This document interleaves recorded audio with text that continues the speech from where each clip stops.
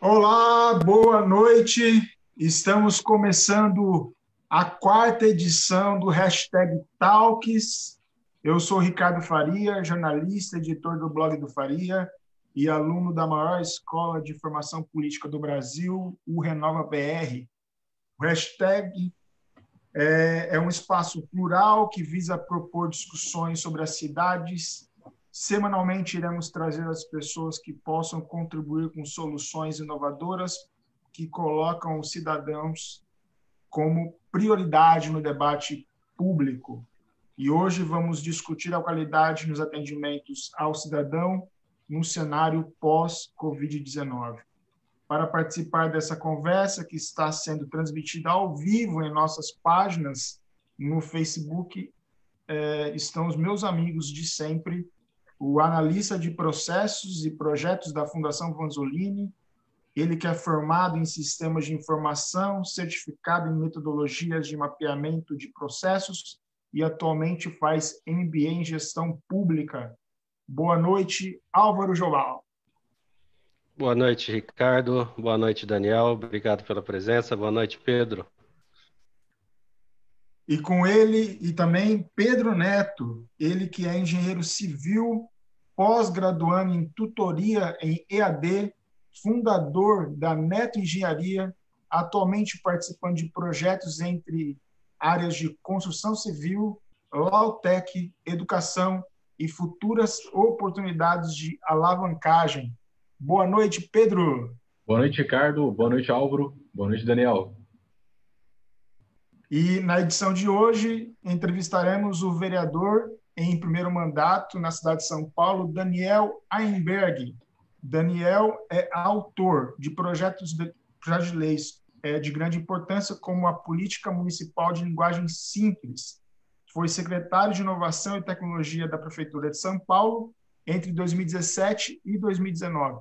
Também esteve à frente do Detran São Paulo e é um dos idealizadores do programa Poupa Tempo. Boa noite, Ricardinho. Boa noite, Álvaro. Obrigado pelo convite, Pedro. É um grande prazer estar aqui conversando com vocês aí numa cidade tão simpática como essa que vocês estão, e o que eu puder ajudar, ajudarei com certeza para que a gente possa dar sugestões, a experiência um pouco de mais quase 30 anos trabalhando na área pública, e que gosto muito porque com isso a gente consegue atender bem as pessoas, melhorar a qualidade de vida e fazer esse país um pouco mais igual, menos desigual. Grande prazer estar com vocês aqui junto. Obrigado, Daniel. Ô, Daniel, para a gente começar e também sintonizar a nossa audiência, você foi um dos idealizadores do Poupa Tempo, né? E por isso mesmo eu gostaria de saber como que foi constituída a ideia do Poupa Tempo.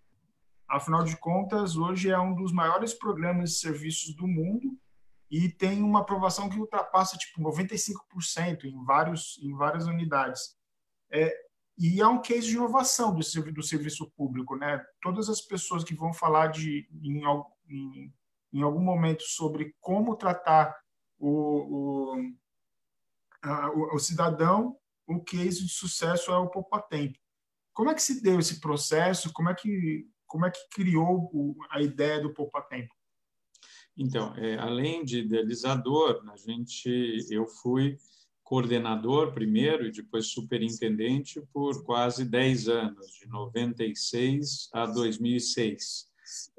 O projeto, o programa, foi gestado no começo da gestão Mário Covas, que assumiu o governo do Estado em 1995, e a gente tinha algumas experiências iniciais também no Brasil, como o SAC da Bahia, né? Havia toda uma proposta de ter um shopping center de serviços públicos, como lá atrás o ex-ministro Hélio Beltrão, da desburocratização, tinha sugerido, e o Poupa Tempo foi sendo gestado desta forma, mas principalmente com uma preocupação de melhorar a qualidade do atendimento ao cidadão. Todos nós sabemos que Infelizmente, no Brasil, boa parte dos serviços públicos, não importa se municipais, estaduais ou federais, são serviços públicos de baixa qualidade. Muitas vezes, assim, a gente acaba colocando os piores funcionários para atender, ou mesmo quando coloca bons funcionários para atender, a gente não dá as ferramentas, os instrumentos para eles poderem atender bem, como equipamentos adequados, um layout adequado, um meio ambiente adequado, uma boa capacitação, muitas vezes não tem a retaguarda para isso. Enfim, são muitos os fatores que influenciam um bom atendimento. Nós estamos vendo aí, por exemplo, o atendimento da Caixa Econômica Federal para conceder os R$ 600. Um péssimo atendimento, muitas filas, né, muito pouca informação. E para você montar um poupa-tempo, você precisa olhar todos esses fatores. Tem a parte de tecnologia, que é importante, mas tem a parte de recursos humanos, tem a parte de processos, tem a parte arquitetônica, tem a parte de informações. O poupa-tempo é um mix de tudo isso, mostrando que é possível, sim, a gente ter atendimento público com qualidade, né? E a ideia é que, e eu sempre reforço isso, que isso seja possível a gente colocar e fazer isso em outras áreas que não só de documentos públicos, como a gente faz no poupa-tempo. Um dos grandes desafios é que a área da saúde, né, o SUS, que é tão importante para o nosso país, tenha um padrão poupa-tempo de atendimento. Quando eu fui presidente do DETRAN de São Paulo, também, de 2011 a 2016, nós levamos esse padrão do poupa-tempo para as unidades do DETRAN. E, com isso, conseguimos melhorar a qualidade do atendimento para todas as pessoas. A ideia, né, foi gestada por várias pessoas, não é uma pessoa só que faz isso, e teve um apoio fundamental na época do governador Mário Covas. Sem isso, nós não teríamos conseguido ir adiante. E montamos uma equipe para que isso acontecesse. Era uma pequena equipe de meia dúzia de pessoas, e isso foi crescendo, crescendo. Hoje, o poupa-tempo tem mais de 5.000 funcionários. Eu já não estou mais lá desde 2006, mas acompanho. Continua sendo um programa muito bem quisto pela população, com avaliações aí de 98%, 99% de bom e ótimo. E o que eu mais gosto no poupa-tempo, mais do que poupar o tempo, mais de ser ágil, mais do que isso também é importante, é o atendimento igual para todos. Não tem essa de jeitinho, de levar vantagem. Eu, recentemente, como um cidadão comum, sou vereador da cidade de São Paulo, e eu acredito muito que as pessoas precisam ser atendidas, não importa se você é um vereador, é um deputado, é um governador, presidente da República, ou um cidadão comum, ser atendido da mesma forma. Então, eu faço questão sempre, eu fui renovar minha carteira de motorista no poupa-tempo aqui da capital, e fui lá, não me identifiquei, e fiz todo o processo e fui muito bem atendido. Isso que eu gosto muito, porque independente das pessoas, de quem, né, você atende todos de forma igual e bem. Isso eu acho que é uma pequena revolução, uma inovação, né, no serviço público brasileiro. E é isso que eu desejo para todos os serviços públicos, que a gente tenha esse padrão no Brasil inteiro. Oxalá uma hora a gente consegue chegar nesse sonho. O poupa-tempo era um sonho, virou realidade e continua sendo um ótimo programa. E que, só para terminar, uma coisa importante, Ricardinho, eu acho que essa é uma grande dificuldade no serviço público. A gente é fácil inaugurar coisas, uma escola, um posto de saúde, um poupa-tempo. A grande dificuldade no Brasil é manter a qualidade desse serviço, depois de 2, 5, 10 anos, porque para isso precisa ter gestão, e isso nem sempre é uma preocupação do gestor público brasileiro ou dos políticos brasileiros. É como você mantém e melhora o serviço, muito mais do que inaugurar coisas novas. Álvaro. Perfeito. Daniel, mais uma vez, obrigado. Agradeço mais uma vez a participação.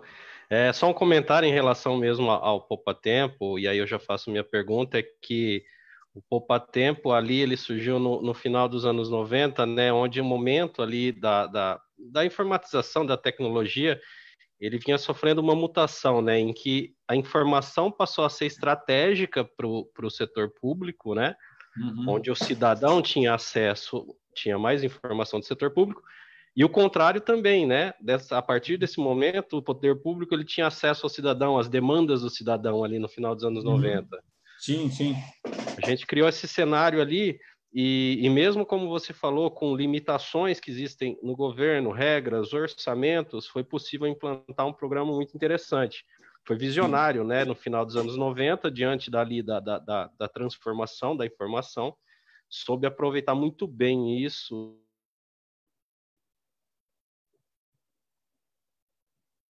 Oi, Álvaro. Acho que travou. Acho que travou aqui o Álvaro. Bom, o Pedro, faz a pergunta aí, e aí o Álvaro volta depois. Tudo bem. Primeiramente, Daniel, gostaria de agradecer muito sua presença aqui. Está sendo uma verdadeira aula. Eu assisti inúmeros vídeos seus, artigos a respeito. E eu acreditei ser muito importante essa tecla que você comentou sobre a desburocratização. Desculpa. Mas também alinhado com a questão da gestão, né? Então, eu gostaria que você comentasse um pouco dessa questão que você sempre bate na tecla de eficiência, qualidade, rapidez e respeito, mas também alinhada com essa questão sobre não destinar os piores funcionários para atender o público e sim os melhores, essa questão de sempre capacitar, e também comentasse sobre essa questão de, às vezes, as pessoas acreditarem mais no documento do que na pessoa. Eu assisti uma apresentação sua que achei excelente nesse ponto.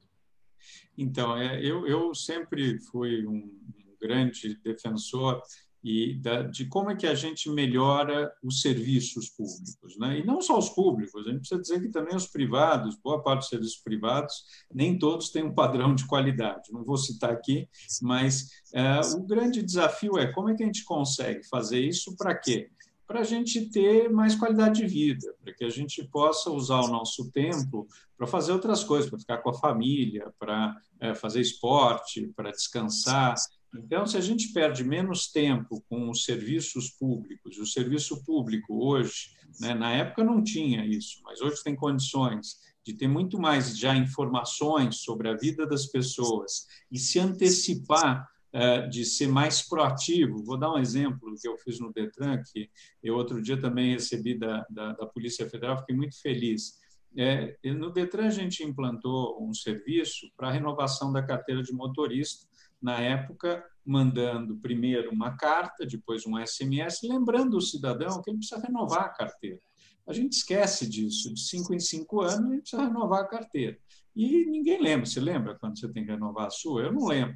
E a gente implantou algo que lembra o cidadão 30 dias antes, e isso é muito legal, porque mostra o serviço público proativo e pró-cidadão, não contra o cidadão, para que ele lembre e mande as informações do passo a passo para fazer isso.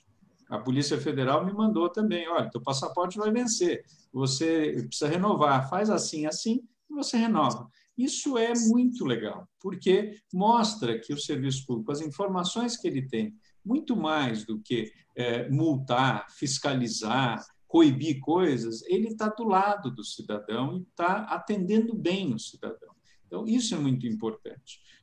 E aí, a gente tem que usar todas as ferramentas que a gente tem para isso. Seja uma ferramenta como hoje a tecnologia seja com a desburocratização, com a simplificação de procedimentos, né?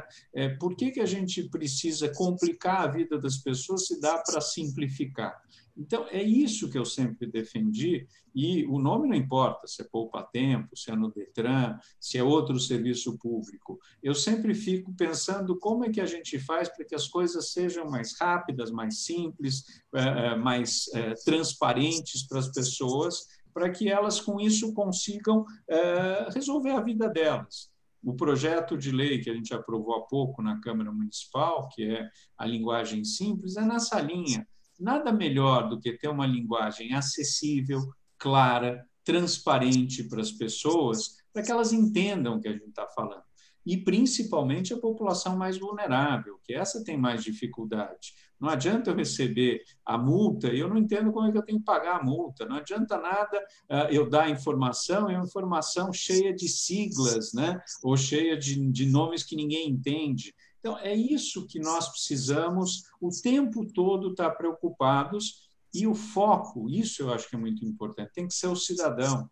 Muitas vezes o serviço público se preocupa e só olha o seu umbigo e não olha assim, o que o cidadão precisa? Como é que a gente descobre isso? Perguntando para ele, vendo as suas necessidades, em cima do que ele precisa, aí sim nós vamos fazer uma revisão para dentro, né? Aí sim a gente tem que rever processo, a gente tem que informatizar. Não é fazer a informatização pela informatização, não é montar um posto desse sem ouvir o cidadão. Recentemente, na Secretaria de Inovação e Tecnologia, a gente reviu, a gente tem 156, que é o telefone da Prefeitura, e tinha um site que tinha lá todos os serviços da Prefeitura, são centenas de serviços. E a gente fez? A gente fez um laboratório com cidadãos que usam o site da Prefeitura, para que eles sugerissem. E a gente viu que não adiantava, por exemplo, colocar o serviço por ordem alfabética. Você tinha que colocar, logo no início, os serviços mais procurados, né? E aí sim, depois em ordem alfabética. Mas isso são pequenas mudanças que só quando você está na pele do cidadão que você passa a enxergar, olhar e dizer, opa, isso é tão óbvio, né? Mas precisa ouvir o cidadão. Precisa ter foco no cidadão. Nisso, aí sim que a gente começa a ter que rever tudo para dentro. Então, para mim, e além de tudo, a desburocratização e a informatização de serviços é um antídoto contra a corrupção também. Porque quanto mais a gente tiver serviços eletrônicos, quanto mais a gente simplificar, menos eu preciso de um intermediário ou de alguém que sabe o caminho das pedras para me resolver os problemas. Então, uma parte dos intermediários me odeiam, porque com isso, o Poupa Tempo, a gente começou realmente a simplificar a vida das pessoas. Por que eu preciso ter um intermediário se é simples, rápido, transparente? E é isso que eu quero para todo o serviço público, para que a gente consiga, com isso, também coibir corrupção, que é um dos problemas que a gente tem no nosso país. Álvaro. Olá, eu não sei até que momento vocês me ouviram. Meu provedor de internet não está colaborando hoje. Não, começa de novo. Não, na verdade eu estava fazendo aquele comentário sobre do final dos anos 90, né? Foi quando o Poupa Tempo foi pensado, foi construído, que foi um momento de transformação ali da informação em si, né? Em que pôde-se ver dos dois lados, cidadão e poder público, e que ambos poderiam tirar ali proveito, né, identificar demandas um do outro para poder melhorar essa relação. Né? E mesmo com limitações, regras e orçamentos do poder público, foi possível criar um programa desse porte, dessa magnitude, que até hoje funciona muito bem, só vem evoluindo. Daniel, eu tenho um outro projeto seu, que é o Fab Lab Livre, que você fez quando você estava na Secretaria Municipal, certo? Não, deixa eu ser sincero, os Fab Labs já existiam quando nós chegamos, pela gestão Haddad, foram 12 Fab Labs feitos na cidade de São Paulo e a gente deu continuidade ao projeto. Os Fab Labs são, talvez, depois dos céus, o melhor equipamento público da cidade de São Paulo. Funcionam muito bem, são laboratórios de fabricação digital e eu estou, como vereador, destinando aí emenda para fazer mais um Fab Lab, principalmente na Zona Sul, numa região bem distante. Então, a gente precisa ser muito sincero. Esse é um projeto da gestão anterior que a gente deu continuidade. Aliás, esse é outro ponto importante. Muitas vezes as pessoas não dão continuidade a projetos porque foi outra gestão que fez. Os bons projetos, a gente precisa dar continuidade. Esse é um ótimo projeto e tiro o chapéu para quem fez, e a gente tem mais que dar continuidade quando tem projetos desse tipo. Não, perfeito. Era sobre isso mesmo, que você contasse um pouco o que ele é e se isso funcionaria para uma cidade pequena, como Penápolis, por exemplo. Não, eu acho que sim. Lembrando que Penápolis tem 63 mil habitantes, não é tão pequeno assim, mas é uma cidade intermediária, né? Isso, comparado a São Paulo, eu quis dizer. Ah, sim, claro. Para você montar, você precisa ter equipamentos, porque o Fab Lab, o que ele faz? Ele tem equipamentos em que você aprende sobre marcenaria, sobre robótica, sobre impressão 3D, tudo que tem de mais moderno, você tem professores e é aberto ao público. Então, um Fab Lab eu acho muito interessante. Assim como os telecentros, que é a inclusão digital, que é outro problema grave que boa parte da população não tem acesso. Muita gente fala, mas hoje pelo celular você resolve tudo. Não é verdade. As pessoas muitas vezes não têm condições de pagar uma rede ou coisa do tipo, então o celular não resolve, e não é por aplicativos que resolve coisas, né? Você fazer as coisas pela internet é importante. Então, ter um telecentro que talvez congregue muita coisa pode ser muito legal também. E mais, a ideia do Descomplica, que é o poupa-tempo municipal, e que a gente fez agora na Secretaria, a gente já tem 7 unidades, e que foi a modernização das praças de atendimento das prefeituras regionais, cabe muito bem numa cidade como Penápolis, não tenho dúvida. O que é o Descomplica? São todos serviços municipais e, se possível, né, em alguns casos a gente conseguiu colocar estaduais, a Sabesp entrou, o Instituto de Identificação entrou em uma outra unidade, o Detran entrou, e fazer uma espécie de uma casa da cidadania, um centro de cidadania, com todo, porque para o cidadão não importa se o serviço é municipal, estadual, federal, é serviço público. Se a gente consegue, por exemplo, em Penápolis, ter um espaço desses com os serviços simplificados, com tecnologia, né? Uma das coisas que a gente tem feito no Descomplica, aliás, 2 coisas muito legais. Uma é o Descomplica digital. Por quê? Não adianta nada ter serviços eletrônicos se as pessoas não sabem usar. E uma grande parcela da nossa população não sabe usar. Além do problema da inclusão digital, é como usar os serviços eletrônicos. O que a gente fez no Descomplica? A gente tem na entrada do Descomplica monitores, orientadores, que têm um laptop, que sentam do lado do cidadão, explicam para ele que, olha, esse serviço que você está procurando já tem na internet. A próxima vez você pode fazer da sua casa, do seu trabalho, e mostram passo a passo para as pessoas se aculturarem aos serviços eletrônicos. Então, isso é uma coisa muito legal e que dá para fazer aí em Penápolis, num espaço desses de cidadania. E segundo, é o que eu já falei, é o atendimento lado a lado. O poupa-tempo inovou no sentido de quebrar aqueles guichês, aquela coisa do você sabe com quem está falando, de distância entre o servidor público e o cidadão, mas ainda fez uma coisa de um lado e de outro. No Descomplica, a gente, com o laptop, senta o funcionário público ao lado do cidadão. E a gente vai mostrando passo a passo, para ele ver que é transparente, que não estamos escondendo nada, que ele percebe o seguinte, mas é isso que vocês fazem? Estou cadastrando aqui o teu currículo, vamos ver se tem vaga de emprego, e assim por diante. Então, faz uma tremenda diferença. Você desmistifica o serviço público para o cidadão comum e mostra de forma clara, transparente, o que o servidor público faz. Então, o próprio cidadão encara o servidor público como um aliado, não mais como inimigo, não como adversário, né? E a questão de você ter o Descomplica digital. Eu acho que tudo isso cabe dentro de um espaço de cidadania que uma cidade como Penápolis pode ter. Ô, Daniel, só fazer algumas considerações que eu acho que é interessante para a gente trocar uma ideia aqui. Primeiro que o município de Penápolis, há muito tempo, tem muitos alunos que vão para outras cidades, como Birigui, Araçatuba, Lins, que são cidades mais próximas, atrás de formação. Então, na minha época de estudante, por exemplo, metade do ônibus que ia para Araçatuba eram de alunos de engenharia, principalmente de engenharia da computação. E o município de Penápolis, até hoje, não conseguiu olhar para esses jovens e fazer algum tipo de programa que abarcasse esses jovens na cidade de Penápolis. Então, ficasse aqui, criasse, por exemplo, alguns hubs de tecnologia para que essas pessoas pudessem ficar aqui e continuar morando e trabalhando aqui. Pelo contrário, essas pessoas acabam indo para outras cidades para conseguir os seus empregos.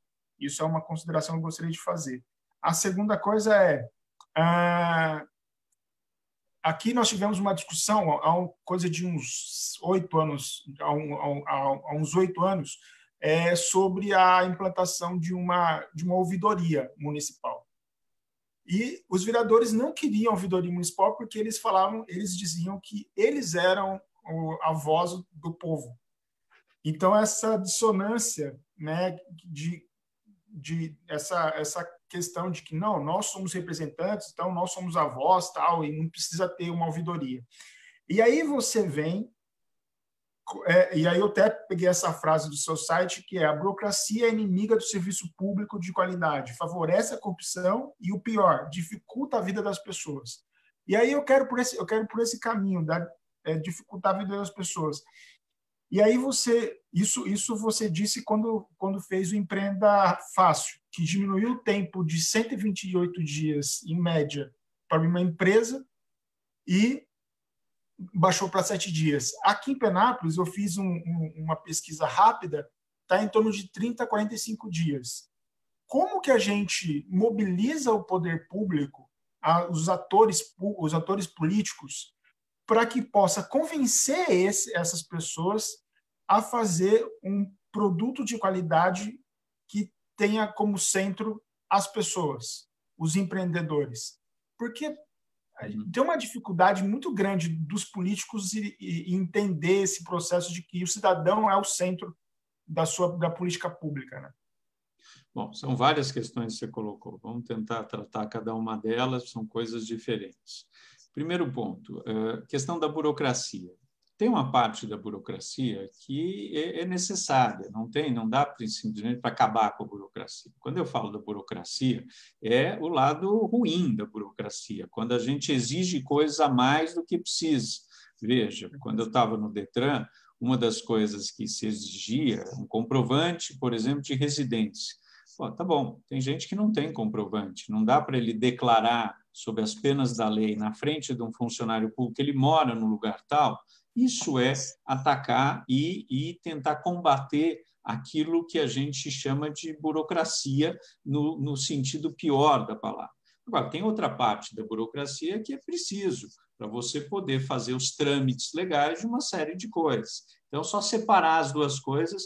Quando eu ataco, não é essa burocracia que realmente precisa ter, mas o a mais, né? O que não é necessário, aquilo que muitas vezes fala, sempre foi assim e, portanto, parece que sempre vai precisar ser assim. Não, não precisa ser sempre assim. Ainda mais numa era que a gente está de tecnologia, né, de serviços eletrônicos, dá para ser muito mais simples. Então, esse é um primeiro ponto. Segundo ponto, questão do Empreenda Fácil. A gente, na Prefeitura de São Paulo, fez um projeto em conjunto com o governo do Estado, a Junta Comercial, Secretaria da Fazenda do Estado, junto com o governo federal, a Receita Federal, e o que antes era presencial e que levava, como você falou, mais de 100 dias, hoje está levando de 3 a 4 dias para você abrir uma empresa na cidade de São Paulo. Isso demonstra que é possível, se São Paulo, que tem um volume gigantesco de pedidos de abertura de novas empresas, conseguiu, porque Penápolis não pode conseguir. Isso tudo precisa ser conversado na prefeitura, com o governo do estado, para que possa ver como fazer isso. Tenho certeza que a gente tem condições de ajudar. Por exemplo, o presidente da Junta Comercial, o Walter Yoshi, ex-deputado federal, eu fiz uma live outro dia com ele, e, inclusive, eles estão trabalhando para também fechamento de empresas ser mais rápido. Por quê? Quando você desburocratiza para o empreendedor, você está ativando a economia, isso gera emprego, isso ajuda para todo mundo, isso gera impostos, isso gera um monte de coisas boas. Portanto, desburocratizar para os empreendedores, assim como para os cidadãos, é fundamental. O que depende disso? Vontade política. Aí depende de ter gente que encabeça, assim como o Mário Covas, quando a gente montou o Poupa Tempo, assim como o Geraldo Alckmin, quando ele falou, precisa fazer uma pequena revolução no Detran e nos colocou para fazer essa revolução.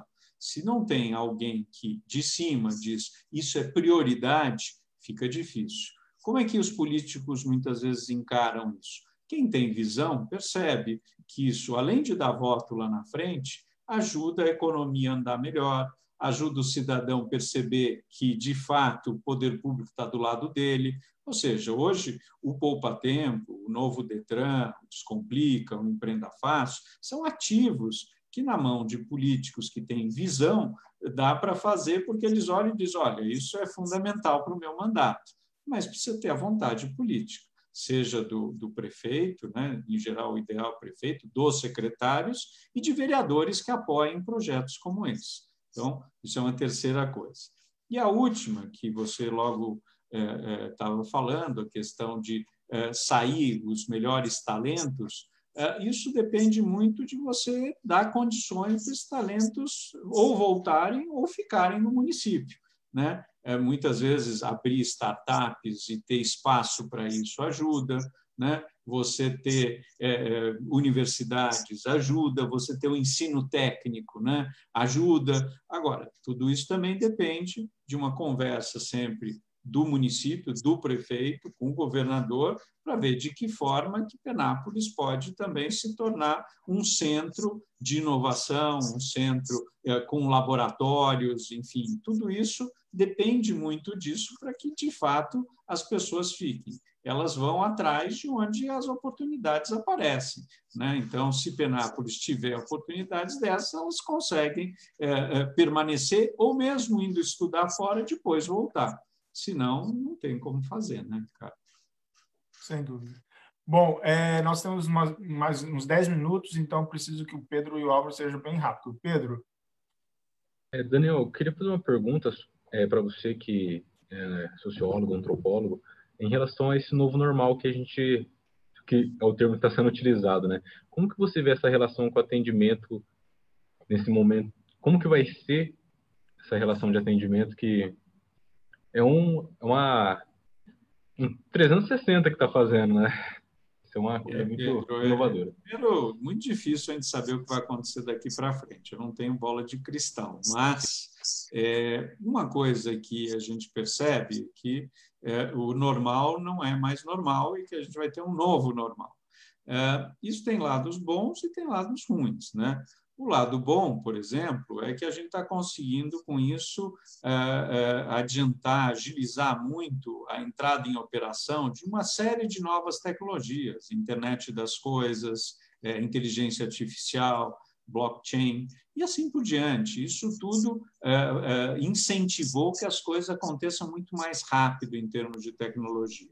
E a gente fazer uma live como essa mostra disso, né? Cada vez a gente vai ter mais serviços eletrônicos, porque as pessoas ou com medo de se contaminarem, e mesmo essa possibilidade de fazer à distância, que agiliza processos, é boa. Então, isso vai acontecer. Agora, ainda durante muito tempo, a gente vai continuar com o atendimento presencial. Então, vai ser um mix das duas coisas. E isso a gente vai ter que saber como conviver com isso. Agora, é óbvio que é possível fazer melhorias, mesmo não tendo todas as tecnologias. Por exemplo, agendamento eletrônico é algo fundamental para o serviço público. Essa coisa de deixar solto e cada um chega a hora que quer e lota uma unidade é péssimo. Será que a gente não consegue, como várias empresas privadas de atendimento, colocar uma senha eletrônica, organizar a demanda, fazer com que as pessoas não vão todas no mesmo horário? O brasileiro tem isso, né? Segunda de manhã, todo mundo lá baixa no posto, né? Para fazer a carteira de trabalho, para tirar o fundo de garantia. Por que isso não pode ser escalonado ao longo do dia, ao longo da semana? É bom para todo mundo, ninguém perde tempo. Isso é organização. Eu lembro no Detran, quando a gente começou a implantar uma parte das vistorias de veículos, e o pessoal que estava antes mandava todo mundo chegar às 8 da manhã. Bom, lotava a unidade, ficava a última que era atendida era meio-dia. Aí eu falei, olha, mesmo sem tecnologia, não dá para escalonar, ou seja, chega X das 8 às 9, mais X das 9 às 10, assim por diante, porque todo mundo espera menos, não fica essa fila tremenda, organiza as coisas. Dá. Não, esse é um jeito que a gente pode fazer. Não precisa de nenhuma grande tecnologia para fazer isso. É bom senso, tá certo? Então, o atendimento precisa de muito bom senso. Precisa de gente preocupada com o cidadão, né? E ver que melhorias podem ser feitas, seja inovando, seja com tecnologia, seja só com um pouquinho de bom senso, a gente pode chegar lá. O novo atendimento tem que ter um pouco de cada uma dessas coisas, eu não tenho dúvida disso. E é interessante essa relação com o atendimento. Por exemplo, eu passei por uma situação de renovação da minha habilitação, e em 5 minutos eu conferi tudo pelo aplicativo do Poupa Tempo, então realmente é para beneficiar a gente, né? A ideia é essa. Agora, lembre, aplicativo nem sempre é a melhor solução. Se você for ver os países mais desenvolvidos, poucos deles se utilizam de aplicativos públicos. Por quê? Nenhum de nós quer ter 3, 4, 10 aplicativos no seu celular, tá certo? Faz mais sentido serviço eletrônico. Aplicativo para um ou outro caso pode ser interessante, mas, em geral, eu diria que o melhor são serviços eletrônicos, via internet ou via telefone, você ter informações, um 156, assim por diante. Aí sim faz mais sentido. Álvaro? Daniel, acho que eu recebi uma pergunta aqui, acho que só para encerrar mesmo, sobre a política municipal de linguagem simples, seu projeto de lei. Você conseguiria dar um exemplo, assim, um overview rápido para as pessoas entenderem exatamente o que isso significa? Pois é, não, consigo, Álvaro. É muito importante. O que é a linguagem simples? A linguagem simples é transformar aquilo que é por siglas, por linguagem complexa e que ninguém entende, né? Por exemplo, quando a gente recebe uma cartinha de multa, né? Ou mesmo do IPTU, ou qualquer outro documento que o serviço público faz, ele vem lá com uma série de informações que muitas vezes você não sabe onde você tem que pagar, quando precisa pagar, e que você vai pedir informação, né?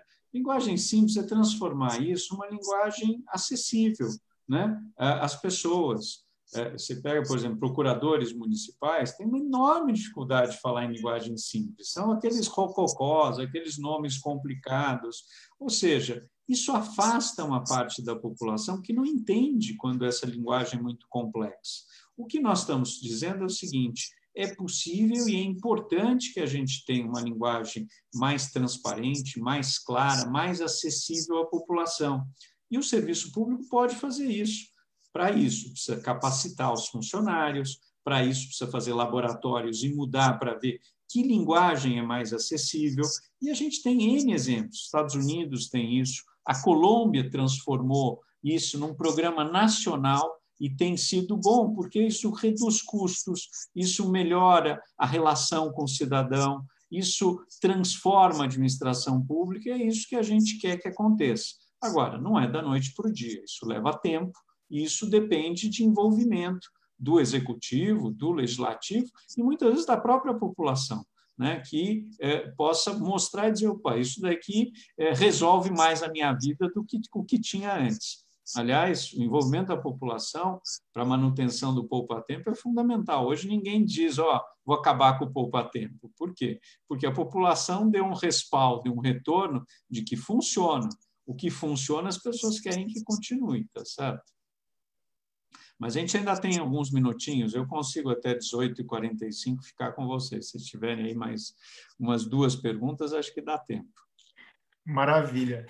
Bom, Daniel, de fato a gente está tendo uma aula aqui, né, com relação a essa questão do atendimento ao cidadão. Eu tive a oportunidade de fazer, acabei de concluir o Renova BR, você deve conhecer a iniciativa de formação de políticas, e o que a gente vê, de fato, é isso: como que a gente cria políticas públicas para beneficiar o cidadão.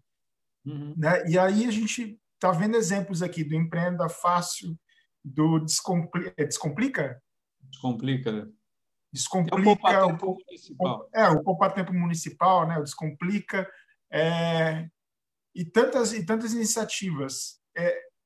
Como que você comentou, inclusive, de que isso é um papel do gestor, né? O Mário Covas, o Geraldo Alckmin, o Dória, o Bruno Covas, enfim, são pessoas que estão abertos a fazer essa política, certo?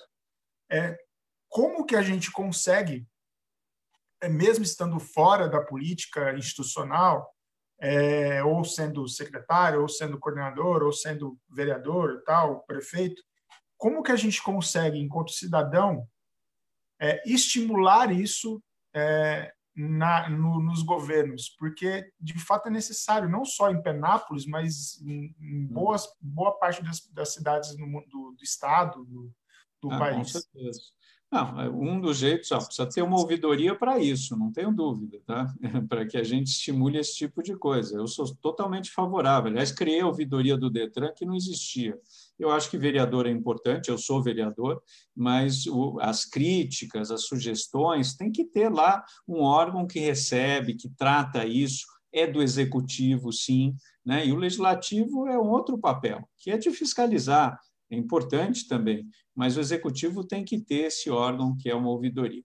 Eu acho que dá para participar sempre, viu, Ricardinho? A gente, como cidadão, o tempo todo precisa estar participando, seja de colegiados, seja do trabalho do dia a dia, seja aí conversando com secretários. Aliás, numa cidade menor, como Penápolis, que não é tão pequena assim, vocês têm um contato mais direto com quem está no poder público, né? Ou com um vereador que precisa ir lá e questionar por que não é feito de tal jeito, né? Sempre com foco no que é melhor para o cidadão. E tem gente boa de diversos partidos. Eu, por exemplo, comecei a minha vida pública na gestão da Luiza Erundina na Prefeitura de São Paulo. E nós fizemos lá o Guia de Serviços Públicos. Isso foi em 1990, ou seja, faz 30 anos. Não existia tecnologia, não tinha internet. O que a gente fez? Um guia em papel para dar informação para o cidadão de todos os serviços públicos da prefeitura. Depois isso se transformou no 156, hoje tem site, tem um monte de coisa. Mas veja, uma pessoa maravilhosa como a Luiza Erundina, né, e que abriu e viu que isso era uma oportunidade. Depois, pessoas também maravilhosas do PSDB, como Mário Covas, ou seja, tem gente boa em diversos partidos, desde que a preocupação seja com o cidadão, foco com o cidadão, né, de atender melhor, de todo mundo ser bem atendido, de melhorar o atendimento, principalmente para a cela mais vulnerável da população, mais carente. Se esse for o foco, é muito bem-vindo, e é isso que a gente precisa incentivar, fazer com que políticos e gestores públicos que têm isso como foco, aí sim possam cada vez mais prosperar no nosso país. Pedro, Álvaro, acho que vai ser a última pergunta. Vamos lá, uma para cada um e a gente termina, dá tempo ainda. Vamos lá. Não, Daniel, eu queria ouvir sua opinião. A gente falou bastante sobre o atendimento, a inovação do atendimento, a qualidade do atendimento, né? Atender bem, né? Você, inclusive, citou que trazer o que hoje é o Poupatempo para o SUS, né? Seria o ideal dos mundos. Uhum. Colocando numa balança, é possível medir assim, um cidadão, ele é mais satisfeito pelo serviço dele realizado, por um bom atendimento sendo feito?